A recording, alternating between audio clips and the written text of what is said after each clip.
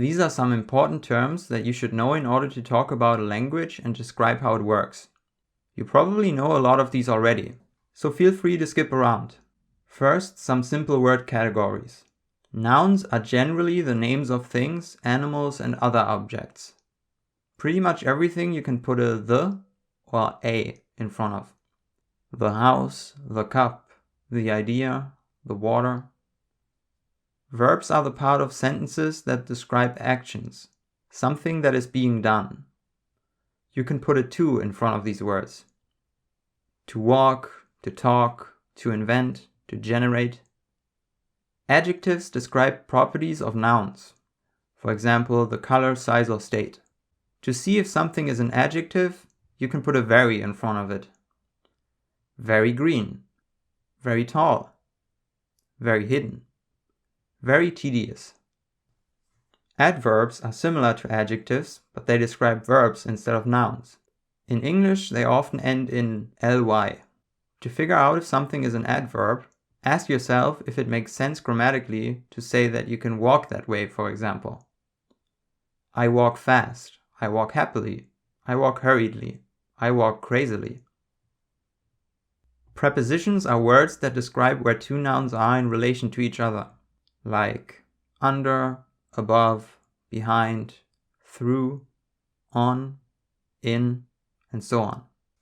Articles are something that English speakers generally don't have to give a lot of thought to, since there are only the and a or an. But in other languages, such as German, there's a larger number of them, which will make it necessary to talk about. Pronouns are words that substitute nouns that are already known. When I say John went to the store, he bought milk, I don't have to write his name a second time because the reader or listener already knows that the he is referring to John. Pronouns can in many cases be treated the same as nouns. Now some more general terms. Vowels are letters, or sounds really, that are pronounced with an open mouth and without the airflow being blocked by the teeth, lips, or tongue. Consonants are all the other sounds in languages. Singular is one unit of a particular thing, while plural are multiple units of that thing.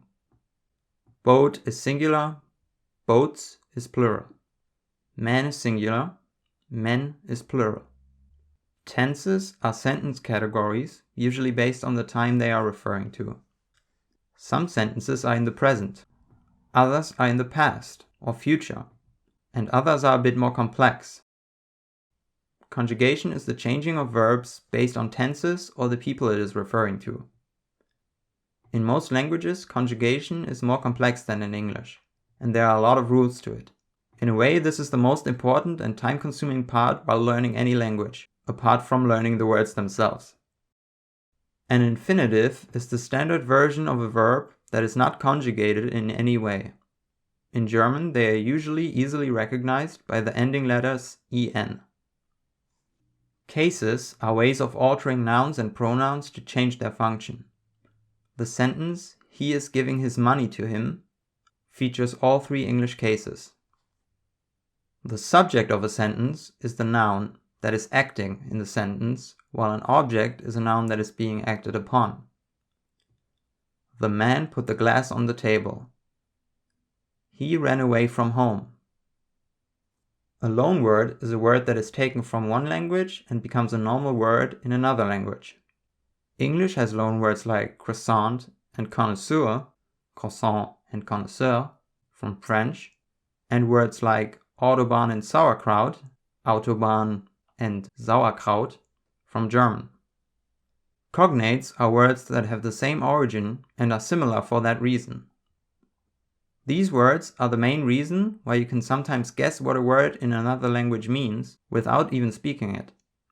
Here are some example words from different languages that you can probably guess the meaning of.